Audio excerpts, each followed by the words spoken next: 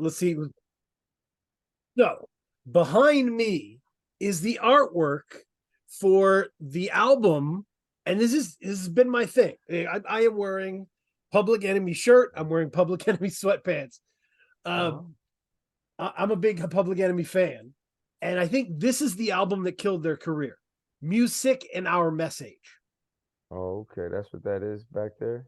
Yeah. And yeah, I think Okay. it came out in 94, if I'm not Uh-huh. mistaken, right? Uh and I think about it all the time because as you know, but 92, right? The Chronic drops. By 94, Snoop's out, right? Mm-hmm. So gangster rap is dominating the the public sphere. And uh it was titillating for audiences. And there's a song on Music and Our Message. It's called like Walking That Catwalk.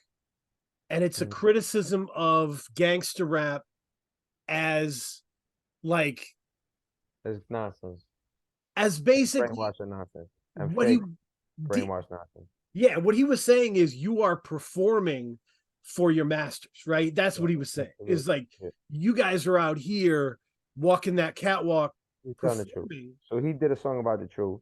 Cats was doing records, you know, playing a role. And yeah, that was around the time when they started taking rap off the airwaves that wasn't playing a role. You know, Yes. that wasn't Yes. just to Wait, make and, people look wasn't yes. just to make people look ridiculous and um destroy the hip hop community, in a racist way. No, it's Um, yeah. 100%. Like what I tell people is in the 80s, big business didn't know how to market hip hop. That's why it's like really free sounding, right? But hip hop was selling, like the people talk about the marketing, like if hip hop, was selling fantastic. Yep. Like the people talk about like, oh, like that's a lie about how like music that is just brainwashed about violence and crimes sells better. Like that's not true at all. There's no evidence to support that even at all. I haven't recently researched this, but at the time I researched it, which was years ago, the number one best selling hip hop record was Outkast, which is a very, talent based Yep. group. There was Eminem, there was Will Smith, MC Hammer, Right. uh, Tupac, Big, both had an entry in there. My point is like, it was a mixed bag. It wasn't, it didn't at all support the idea that Yeah. trash is what sells. Absolutely. Well, and There's what I'm nothing to support that. I mean, if you go to the supermarket and all they're selling is oranges, then yes, oranges are gonna sell. right, right, right, Yeah, right. yeah, yeah. Oh, But absolutely. but there's nothing to support. There's nothing to support the ridiculous notion that people prefer bad rap. Yep. Anytime good rap gets exposure, It sails up. Yeah. I mean, the outsells bad rap. by 94, like there was money and muscle behind certain lanes and certain genres, right? They were looking for native tongue style or weed rappers or gangster rappers. They had lanes figured out.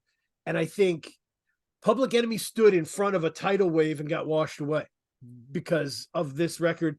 And it means a lot to me because like that took a lot of guts and I'm Chuck glad was you never yeah, I'm glad you apologized. put me onto that. Yeah, I'm glad you put me onto that. And Tribe was one of the when did Beats Rhymes and Life come out? What year was that? Because Uh, Native Tongues was one of the when did I mean I remember Stakes is High came out and got some good burn.